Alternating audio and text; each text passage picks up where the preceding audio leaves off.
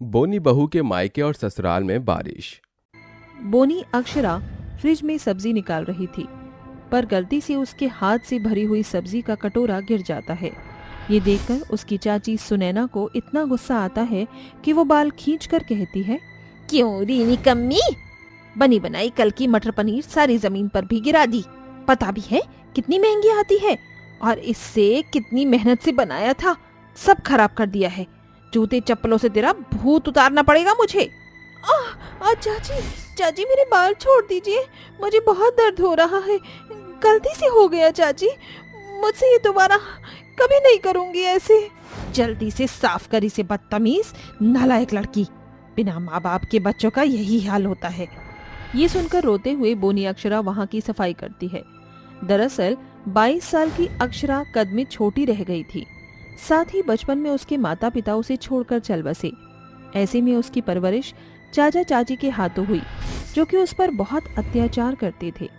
भाई मिहित तो उसे काफी परेशान करता था, जानबूझकर अपनी माँ से डांट खिलवाता था। एक शाम को वो अपने घर के बाहर स्मोक कर रहा था। शाम को सब्जी लाते वक्त अक्षरा उसे देख लेती है। मिहित भैया, ये आप क्या कर रहे हैं? चाची को पता चला तो वो आपको डांटेंगी। ऐसे मत कीजिए, सेहत के लिए हानिकारक होता है। अरे तू होती कौन है मुझे ये सब कहने वाली, बोनी कहीं की। अगर माँ को पता चला तो तेरी खाल उधड़वा दूंगा, जानती है ना माँ को। नहीं नहीं भैया, मैं चाची को कुछ नहीं बताऊंगी। डरकर अक्षरा अंदर चली जाती है, पर मिहित के घर में आते ही सुनैना को उसके मुंह से दुर्गंध आती है और वो अपने बेटे को बहुत ज्यादा खरी खोटी सुनाती है। फिर मिहित को गलतफहमी होती है कि ये सब उसकी बहन ने किया है, इसीलिए वो उसके कमरे में जाकर उसकी माता पिता की तस्वीर को टुकड़े टुकड़े कर देता है। भैया भैया, आप क्या कर रहे हो? आपने ऐसा क्यों किया? मेरे मम्मी पापा की तस्वीर को क्यों फाड़ दिया? तू इसी लायक है, मना किया था ना कि मम्मी को कुछ मत बोलियो, फिर भी। भैया मेरा यकीन कीजिए, मैंने कुछ नहीं कहा चाची को। एक रख कर दूंगा, जुबान बंद कर ले अपनी। ऐसा कहकर मिहित वहाँ से चला जाता है। बेचारी अक्षरा रोते रोते अपने माता पिता की तस्वीर के एक एक टुकड़े को संजोती है, जिसके बाद उस तस्वीर को अपने गले से लगा लेती है। मम्मी पापा, मुझे आपकी बहुत याद आ रही है। चाचा चाची भैया यहाँ पर सब मुझ पर बहुत अत्याचार करते हैं। मैं यहाँ पर नहीं रहना चाहती हूँ, काश मैं भी आपके पास आ जाती। अरे ओ करमजली, क्या कर रही है? बारिश का मौसम हो रहा है, चल पकौड़े तल मेरे लिए।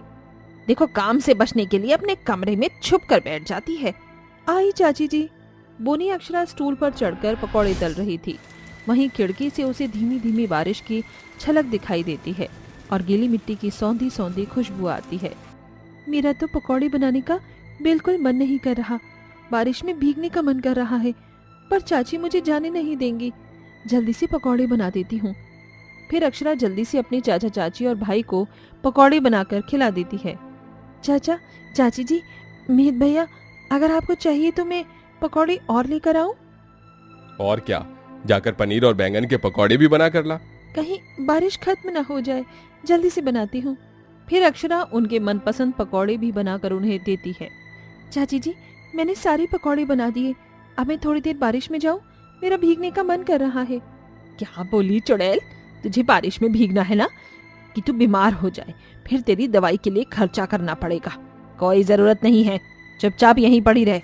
आई बड़ा बारिश में नहाने वाली, दरवाजे पर बारिश का पानी आ रहा है, चल जाकर साफ कर। बेचारी अक्षरा को उसके खड़ूस चाचा चाची बारिश में भीगने का आनंद भी नहीं लेने देते और वो रो रो कर बारिश के पानी को साफ करती है। ऐसे ही हमेशा उसे अपनी हर चीज पर मन मारना पड़ता था। घर के सभी लोग उसके साथ बुरा व्यवहार करते थे। फिर उन्होंने कुंती के बेटे नक्श से बोनी बहू का रिश्ता तय कर दिया। वो बड़ी आसानी से मान भी गए, क्योंकि उनके घर में सिर्फ 2 पीढ़ी से लड़के थे, इसलिए उन्होंने बोनी बहू को बड़ी आसानी से अपना लिया। धूमधाम से बोनी अक्षरा की शादी नक्श से हो जाती है। बड़े प्यार से सास और घर के देवर ससुर उसका स्वागत करते हैं। बहू, अब से इस घर की बहू तुम हो। अगर तुम्हें किसी भी चीज की जरूरत हो तो मुझसे कह देना, बेझिझक। हाँ भाभी, वरना मैं तो हूँ ही यहाँ पर। अपना छोटा भाई समझकर आप कुछ भी बोलना, मैं आपके लिए सब करूँगा। जी कोई नहीं माँ जी, मेरे बोनी होने पर भी आपने अपना लिया, क्यों? क्योंकि बहू मेरी कोई बहन नहीं थी, न मेरे बेटों की कोई बहन है। इसलिए हम स्त्री जाति का बेहद सम्मान करते हैं। तुम्हारी सिर्फ हाइट ही तो छोटी है, हो तो बहुत प्यारी, सर्वगुण संपन्न। जी बाबूजी। फिर अक्षरा अपने पति के साथ कमरे में चली जाती है, जहां उन दोनों के बीच काफी बातें होती हैं। अच्छा अक्षरा, ये बताओ तुम्हारा पसंदीदा खाना क्या है? क्या क्या पसंद है? जी मुझे तो डोसा खाना, रेस्टोरेंट में जाना, घूमना, बारिश में भीगना बहुत पसंद है, पर मैं आज तक कभी गई नहीं। अब तुम्हारा पति तुम्हारे सारे शौक पूरे करेगा। मैं समझ सकता हूँ तुम्हारे चाचा चाची ने तुम पर इतना ध्यान नहीं दिया होगा, पर यहाँ सब तुम्हें बहुत प्यार करेंगे। ये सुनकर अक्षरा की आंखों में आंसू गिर पड़ते हैं।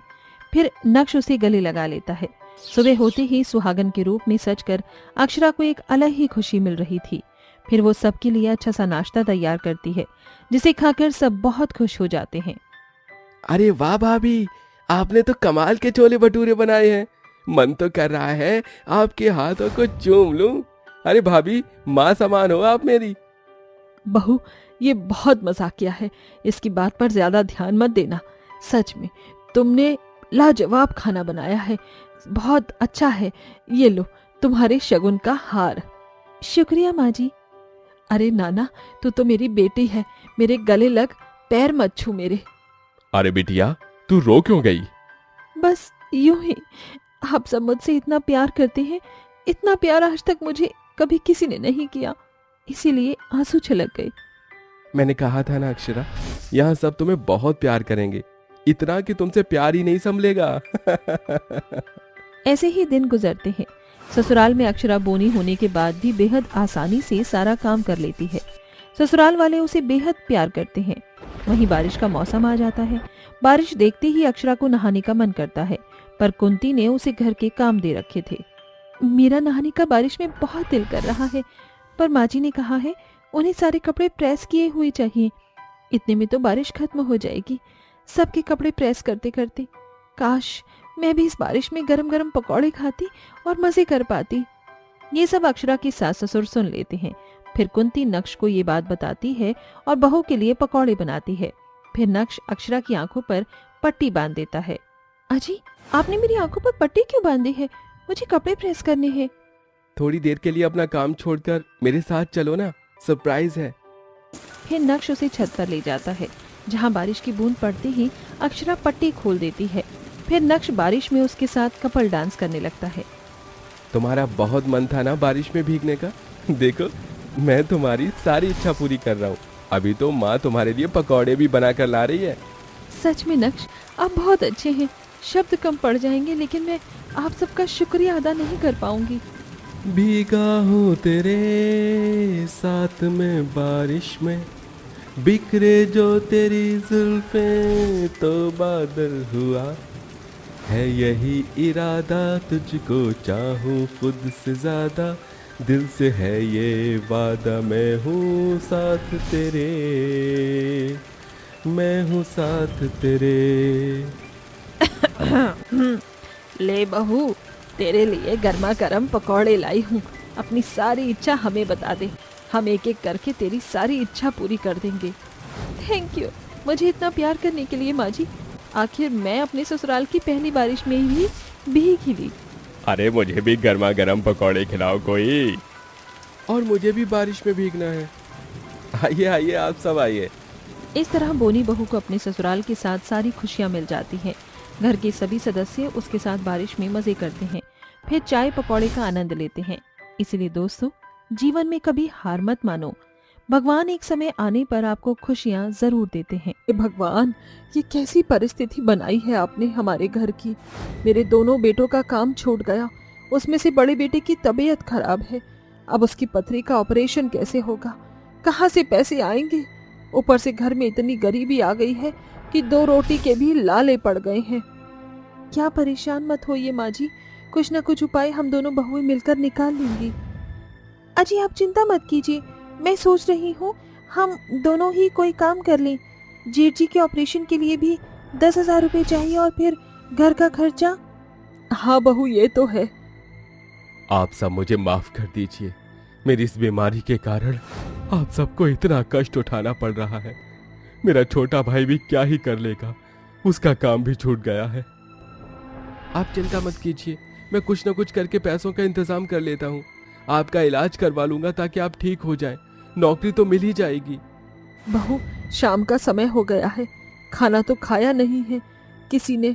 कम से कम चाय ही बना दे, गुड़ वाली बना दियो। दूध तो है नहीं ना, चीनी ना है। जी माँ जी। फिर शालिनी घर में कुछ न होने के बाद भी जैसे तैसे गुड़ की चाय बना लेती है, जिसे पूरा परिवार पीता है। दरअसल पूरा परिवार गरीबी के बेहद नाजुक पल से गुजर रहा था। कुछ अता पता नहीं था, इसीलिए कुछ महीनों से वो बड़ी मुश्किल से गुजारा करके 2 वक्त का खाना खा रहे थे, जो अब उन्हें 2-3 दिन में मुनासिब भी नहीं हो रहा था। फिर मॉनसून मौसम की आंधी शुरू हो जाती है, जिससे उनके घर के दरवाजे खिड़की हवा से बार बार बंद होकर कमजोर हो जाते हैं। फिर तेज बारिश के कारण घर में बारिश की बूंदें टपकने लगती हैं। हे भगवान, बस इसी की कमी रह गई थी। इतनी गरीबी में पहले से ही मर रहे हैं, अब घर के मरम्मत कराने के पैसे कहाँ से आएंगे। बहू, पानी टपक रहा है, जरा बर्तन लगा दो, वरना घर में पानी भर जाएगा। जी माँ जी, मैं अभी करती हूँ। और मैं दरवाजा ठीक करता हूँ। ऐसा कहकर दोनों अपना अपना काम करते हैं। 2-4 दिन गुजरते हैं, बारिश कम होने का नाम ही नहीं लेती। ऊपर से खर्चे बढ़ रहे थे। ऐसे समय में शालिनी सास निरुपमा से कहती है, माँ जी, अब घर की आर्थिक स्थिति बहुत डामाडोल हो गई है। मैं सोच रही हूँ कि कोई काम कर लूँ, और ऐसे बारिश के समय में सिर्फ एक ही काम है जो बहुत ज्यादा चल सकता है। पता है दीदी, आप किसके बारे में बात कर रही हो? बारिश में पकौड़े बेचने की ना? बिल्कुल सही कहा। ऐसे समय में अमीर हो चाहे गरीब हो, हर किसी का पकौड़े खाने का मन करता है। और अगर हम ये पकौड़े बनाकर बेचेंगे तो इतना तो तय है कि हमारे 2 वक्त की रोटी निकल जाएगी, और इनकी दवाई भी हम खरीद सकेंगे। अरे हाँ, ये तो बहुत बढ़िया आइडिया है बहू। दीदी, क्यों ना हम आज से ही पकौड़े बेचना शुरू करें मिलकर? हाँ हाँ बिल्कुल। मैंने गुल्लक में से कुछ पैसे जमा किए हैं, उनसे बेसन खरीद के ले आती हूँ। आलू प्याज और मिर्च तो है ही घर में। हाँ दीदी, और मैं तेल खरीद के ले आती हूँ। मेरे पास भी कुछ पैसे पड़े हैं। साथ वाली पड़ोसन है, उनकी रेहड़ी खाली पड़ी है, वो भी ले आती हूँ। हाँ हाँ, ले आओ। ऐसा कहकर कुछ ही देर में दोनों बहुएं पकौड़े का सामान जुटाकर पकौड़े बना लेती हैं और रेहड़ी पर बेचने के लिए निकल जाती हैं। आइए आइए, गर्मा गर्म पकौड़े लीजिए। आलू के पकौड़े, प्याज के पकौड़े, मिर्च के पकौड़े, लीजिए लीजिए। बारिश के मौसम में पकौड़ों का आनंद लीजिए। आइए आइए, 30 रुपए की 100 ग्राम, 30 रुपए की 100 ग्राम पकौड़े, और वो भी चटपटी हरी चटनी के साथ। अरे वाह, कितनी अच्छी खुशबू आ रही है। जरा आप मुझे प्याज और आलू के पकौड़े पैक कर दीजिए। क्या बढ़िया खुशबू आ रही है। बारिश के मौसम में पकौड़े। ओहो, सुनिए, जरा मुझे एक पाव दे दीजिए। लीजिए लीजिए, और प्लीज खाकर भी बताइए कि कैसा बना है। आपके पकौड़े तो इतने अच्छे लग रहे हैं कि मन कर रहा है और खाएं। 2 जगह पैक कर दीजिए। अब और थोड़ी सी हरी चटनी दे दीजिए। जरूर जरूर, ये लीजिए। इस तरह दोनों बहुएं गली गली जाकर पकौड़े बेचती हैं, जिससे आसपास के लोग उनके स्वादिष्ट पकौड़ों का आनंद लेते हैं। फिर हल्की हल्की बारिश भी शुरू हो जाती है। कार और बाइक से आते जाते लोग उनके पकौड़े देखकर खाने आते हैं। आइए आइए, इस बारिश के मौसम में गर्मा गर्म मजेदार पकौड़े लीजिए। ये मौसम की बारिश, ये बारिश के पकौड़े, और पकौड़ों की चटनी है इतनी खट्टी कि खाते ही मजा आ जाएगा ज्यादा। अब ललचाओ भी मत और खाओ ज्यादा ज्यादा। देखते ही देखते लोग अपने घर से निकलकर बारिश में दोनों बहू के बनाए गर्मा गर्म पकौड़े खाने आते हैं। पहले दिन उनकी काफी बिक्री होती है, और अब दोनों बहू है रोज बारिश में गली गली जाकर पकौड़े बेचती हैं, जिससे उनके घर की आर्थिक स्थिति कुछ कुछ बेहतर हो जाती है। वहीं शालिनी अपने पति का इलाज भी करवाती है। थोड़े टाइम के लिए राधा अकेली पकौड़े बेचती है। आइए आइए, मिर्च के, प्याज के, आलू के, पालक के पकौड़े लीजिए। अरे बहन जी, जरा हर तरह के पकौड़े डाल दीजिए। आधा किलो के कर दीजिए। कितने के हैं? 100 रुपए के हैं भाई साहब, ये लीजिए। चटनी मैंने ज्यादा डाल दी है। हाँ, शुक्रिया। अगर आप चाय बना देती तो स्वाद में और 4 चांद लग जाते। चाय भी देनी चाहिए आपको। हाँ हाँ, आप सही कह रहे हैं, चाय भी बनाएंगे हम। अरे अरे, मुझे भी पकौड़े दे दीजिए, बारिश शुरू हो गई है। और इस समय जो खाने का मजा है ना, वो अलग ही होता है। अब घर में कौन पकौड़े बनाए, इससे अच्छा है कि यहीं आकर खा लो। जी आपकी दुकान पर भीड़ हो रही है, कहीं पकौड़े खत्म ना हो जाए। ओहो, इतने सारे लोगों को मैं अकेले कैसे दूं? दीदी थी तो संभाल लेती थी, अब किसका पैक करूं, किसे परोसूं? अरे जल्दी कीजिए, दीजिए ना। इतने में शालिनी अपने पति का इलाज करवाकर उसे घर छोड़ देती है और बारिश में भीगती हुई अपनी देवरानी के पास पहुंचती है और सबको पकौड़े देने में मदद करती है। आपका क्या पैक करना था? आलू के, प्याज के? अरे आलू और प्याज के, जल्दी से दे दीजिए। अच्छा हुआ दीदी आप आ गई, मैं तो अकेले संभाल ही नहीं पा रही थी, बहुत भीड़ हो रही है। अब ग्राहक चाय की डिमांड भी कर रहे हैं, चाय भी देनी चाहिए हमें। माँ जी को कॉल करके कह दिया है हमने कि चाय के सामान तैयार रखें। हाँ हाँ, इस बारिश के मौसम में फेमस जो हो गए हैं पकौड़े, तभी इनकी वजह से ही। कोई नहीं, चाय भी बना लेते हैं, माँ जी आ रही होंगी चाय का सामान लेकर। जल्दी जल्दी करो और पकौड़े बनाने पड़ेंगे हमें, तुम प्याज काट लो। हाँ दीदी। फिर दोनों बहुएं मिलकर फटाफट फटाफट गरम गरम पकौड़ों के साथ चाय भी बनाकर पिलाती हैं। उनके ग्राहक उनसे बहुत खुश थे। 1.5 महीने के भीतर ही बारिश में चाय पकौड़े बेचने से वो बहुत मशहूर हो गई थी और उनके घर की आर्थिक स्थिति भी सही हो गई थी। साथ ही निरुपमा ने घर की मरम्मत भी करवा ली थी। अमन भी धीरे धीरे बेहतर हो रहा था। वहीं राहुल को भी दूसरी जगह काम मिल गया था। अब उनके घर में कोई परेशानी नहीं थी। दोनों बहू आराम से चाय पकौड़े की दुकान चला रही थी। देखा राधा तुमने, अगर कोई काम करने की ठान ले तो कठिन से कठिन रास्ते भी खुद आसान होने लगते हैं। इतने कम समय में इतनी तरक्की कर ली हमने। सही में दीदी, हमारे चाय पकौड़े का काम अब बहुत अच्छा चल रहा है। अब हमें इस ठेले की से एक बड़ी दुकान बना लेनी चाहिए। अब हम लोगों के पास नहीं जाएंगे, लोग हमारे पास खुद आएंगे। हाँ, तुमने ठीक कहा बिल्कुल। इसके बाद दोनों बहू अपनी मेहनत से एक बड़ा सा रेस्टोरेंट बनाती हैं, जो कि खास बारिश के मौसम में चाय पकौड़ों के लिए ही था। फिर ऋषि गर्लफ्रेंड टीना के साथ आता है। एक्सक्यूज मी, यहाँ के मेन्यू में क्या क्या है? चाय में अदरक, चाय इलायची, चाय मसाला, चाय मलाई मार के, चाय के कई वैरायटी हैं। वही पकौड़े भी अलग अलग तरह के हैं, मिर्च के, प्याज के, आलू के, मेथी के, पालक के, बैंगन के, और यहाँ चीले वगैरह भी उपलब्ध हैं। वाओ, यहाँ तो हम बैठकर बहुत अच्छे से पकौड़े खा सकते हैं। सुनिए, आप अदरक वाली चाय और पकौड़े ले आइए। यहाँ की विंडो से हम बारिश का नजारा भी देख सकते हैं। हाँ टीना, ये रेस्टोरेंट तो कमाल का है, सिटिंग अरेंजमेंट भी बहुत अच्छी है। Thank you. ये सुनकर राधा उनका ऑर्डर बनवा कर उन्हें दे देती है। ऐसे ही आसपास के और भी लोगों ने चाय पकौड़े खाने आते हैं और दोनों बहुओं ने कुछ ही महीनों में बारिश में चाय पकौड़ों की डिलीवरी बॉय से करवाना शुरू कर दिया था। दोनों बहू अब शहर की सबसे जाने माने बड़े रेस्टोरेंट वाली मालकिन में से एक थीं और उनके पति इससे बहुत ज्यादा खुश थे और उनके साथ थे। इस तरह वो अपनी जिंदगी में खुशी खुशी रहने लगी।